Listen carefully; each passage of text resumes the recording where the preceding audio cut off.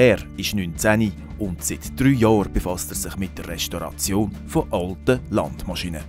Ja, ich bin Martin Weber, komme von Winau und durch den Tag durch arbeite ich in der Karosserie Langenthal als Fahrzeugschlosser. Spezialisiert hat er sich dabei auf die legendären Einachsmotormäher von der ehemaligen Landmaschinenfabrik Echerli im luzernischen Reiden. Darin verfolgt der Martin auch eine Absicht. Einfach die Echerli wieder ein bisschen zu präsentieren, weil sie ja eigentlich fast niemand hat. Wir müssen ein bisschen zeigen und wieder in Erinnerung rufen, sozusagen.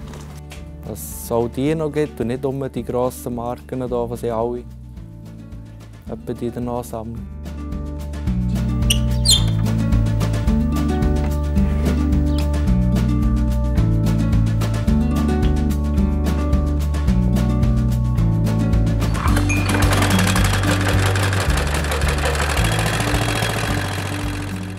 Angefangen hat seine Sammlung mit einem Echerli MA60 aus dem Jahr 1956. Der ist wieder voll einsatzfähig und für Strassenfahrten zugelassen. Für die Zeitung war der ausgeschrieben. Ich habe dann mal gefragt, dann den bekommen und mit dem habe ich dann angefangen. Ja, und das ist dann auch ein Highlight, wenn nach Hunderten von Stunden in der Werkstatt alles so läuft, wie sich der Martin das vorstellt.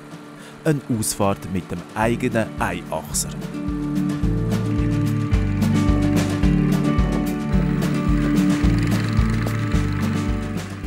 Doch bis es so weit ist, muss der Martin manchmal einen weiten Weg zurücklegen. Meistens sind sie dann auch ein bisschen in schlechtem Zustand schon. Oder von der Farbe her auch meistens.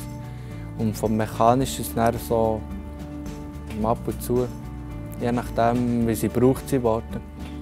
Dann muss einfach schön wieder gemacht, alles tipptopp. Übrigens zahlt der Martin all die alten Maschinen und Ersatzteile aus dem eigenen Sack. In der Zwischenzeit kann man fast 10 Maschinen in seinem Shop finden. Eine wahre Perle aus den 30er Jahren schlummert noch unter einer Blache, die ich als Filmer aber noch nicht vor die Linse bringen darf. Wir dürfen also gespannt sein, was der Martin demnächst aus seiner Werkstatt zaubern wird.